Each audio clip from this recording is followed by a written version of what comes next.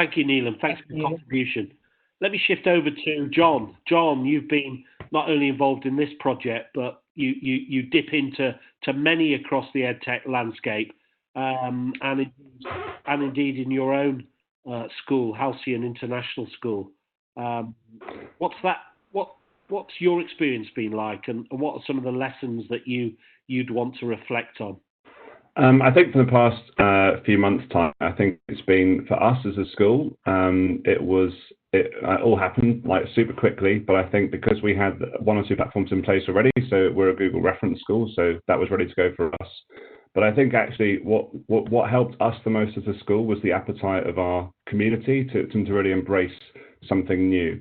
And I think going forward and hearing what some of the other panelists have said, I think recognizing actually that lots of what we've been trying now pedagogically and how we might be able to bring back some of those practices into whatever school looks like next year and beyond is a really exciting place for us to be in.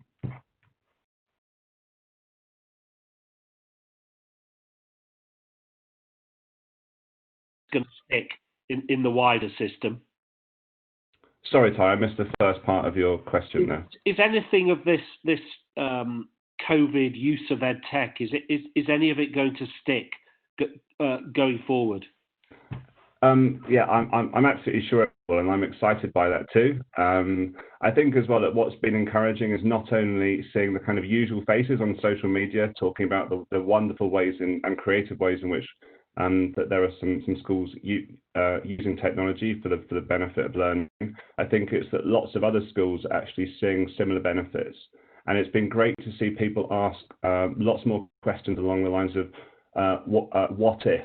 So kind of what if I were to use this tool in a slightly different way, then maybe I can bring a little bit more personal touch to my lessons and raise student engagement and maybe develop community in different ways to that which they previously imagined. What would you like to see in terms of policy? Do you think we're going to see policy changes that are more favourable for EdTech? Do you think? That would be nice. I think as with everything, Ty, I think it's kind of looking at each situation in its own unique state, and I think it's being responsive not only to the needs of those teachers and students that are in the school, but the wider community. The aspirations of the school as well is super important. Yeah. And seen a few questions in the chat as well, and I think it's being able to actually recognise it's all very well like me saying my ambitions for EdTech and for the role of technology is this, but I think if I were to go to another school, I think the most important thing is to try to start that journey from exactly where that school community is and being respectful of that. Great points, Jon.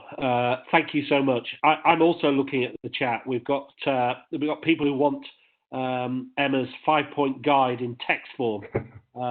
So there's an email on there. Do you want to put that email, Emma, perhaps on the public? Or you could design a poster for us. That would be fantastic. There you go.